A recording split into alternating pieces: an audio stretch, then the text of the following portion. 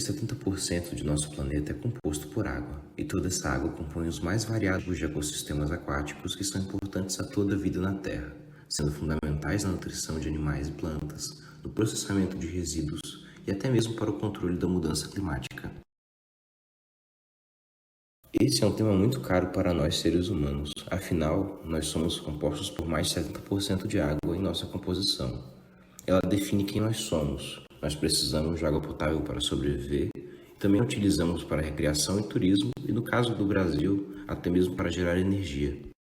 O ser humano, assim como todo e qualquer animal, modifica a natureza a fim de viver e conseguir alimento. Porém, algumas peculiaridades de nossa espécie tornam essa mudança insustentável, principalmente após a Revolução Industrial, em que houve um crescimento vertiginoso da nossa espécie.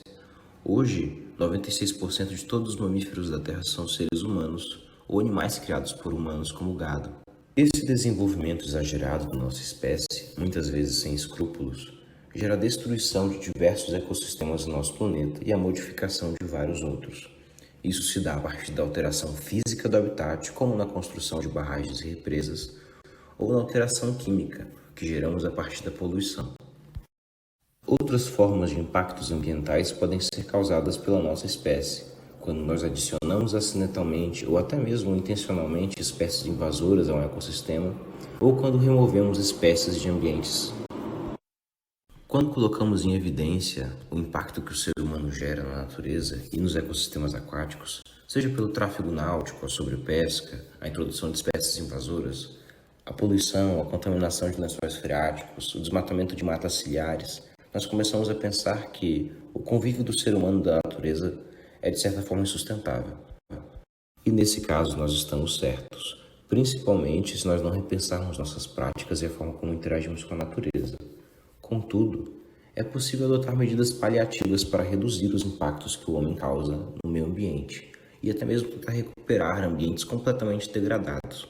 Algumas práticas devem ser adotadas para que isso se torne possível, como, primeiramente, a preservação dos ambientes que não foram completamente degradados ainda, para que não seja necessária uma recuperação posterior.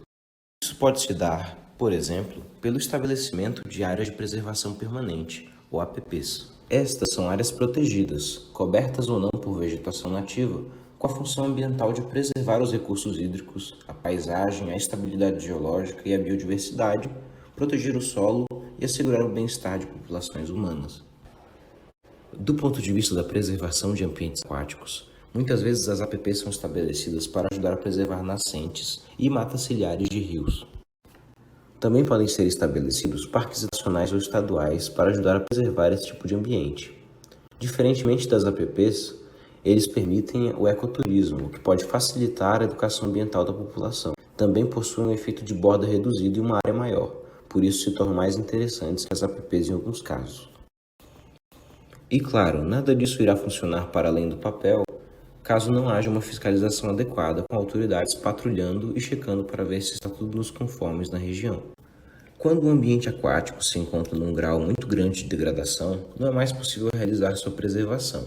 Porém, é possível tentar uma restauração, isso é, retornar as condições desse ambiente próximas a antes do distúrbio. Essa é uma tarefa difícil, já que as causas são muito particulares em cada caso. Um exemplo disso são ambientes degradados por poluição. A poluição pode se manifestar por diversas formas, seja ela por resíduos sólidos, como o lixo, ou por resíduos líquidos, como o esgoto, até mesmo a poluição do ar, uma vez que isso pode gerar chuvas ácidas.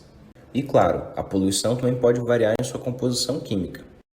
Então, devemos nos atentar às causas particulares do equilíbrio em cada ambiente aquático, visto que, mesmo quando a causa é a mesma, a poluição, ela pode se manifestar de formas diferentes. Logo, para um ambiente que possui uma degradação devido ao esgoto, a forma mais eficiente seria com um tratamento de esgoto. Já para a poluição no ar, filtros nas chaminés das indústrias e nos exaustores de automóveis pode ser uma boa solução. Já para resíduos sólidos, como lixo, o estabelecimento de um plano de manejo do lixo da região mais eficiente pode ser uma boa solução, podendo depositá-lo em aterros sanitários preparados. É evidente que a poluição não é a única forma de desequilibrar um ecossistema aquático. As alterações do solo próximo a corpos d'água a partir do desmatamento e da agricultura inadequada, por exemplo, podem causar assoreamento, lixiviação e posteriormente até mesmo eutrofização daquele ambiente, arrasando completamente com a biodiversidade presente nele. Como citado anteriormente, outros fatores como o tráfego náutico, a introdução de espécies invasoras e até mesmo a sobrepesca podem também desequilibrar o ambiente. E para cada uma dessas situações, deve-se investigar o caso em particular para estudar uma solução mais adequada. Mas algo que não pode deixar de ser mencionado como método para a recuperação do equilíbrio de um ecossistema aquático é a biorremediação e o uso do incremento biológico. Nestas duas metodologias, micro-organismos são utilizados para restabelecer o balanço de substâncias no ambiente aquático. Porém, a diferença nos dois processos. A biorremediação consiste em utilizar micro-organismos para realizar uma desintoxicação da água, removendo metais pesados e outras diversas substâncias tóxicas. Já o uso de incremento biológico reintroduz substâncias que o ambiente necessita para ficar em equilíbrio, como, por exemplo, aumentar o nível de oxigênio dissolvido da água. Um caso conhecido do uso do método de biorremediação na descontaminação de ecossistemas aquáticos foi utilizado no lago de Oak Ridge, que estava contaminado com altas concentrações de urânio. Nesse caso, foi utilizada uma bactéria que consegue metabolizar o urânio em outro composto menos tóxico. Já para um caso de incremento biológico, podemos utilizar como exemplo o reestabelecimento das matas ciliares do rio Turkey, em Nevada. Houve o controle do fluxo de água do rio, que anteriormente havia diminuído devido a represamentos, e o monitoramento dos nutrientes dissolvidos. Com isso, além da proteção do rio durante a época de produção de sementes de salgueiro e de álamo, houve a recuperação do ambiente. Isso significa que o emprego de uma metodologia de incremento biológico pode ser utilizado tanto para combater a degradação por poluição quanto a degradação por desmatamento. Outro exemplo de incremento biológico é a utilização de corais, retirados tanto de zonas saudáveis quanto reproduzidos artificialmente, na restauração de recifes que estão degradados.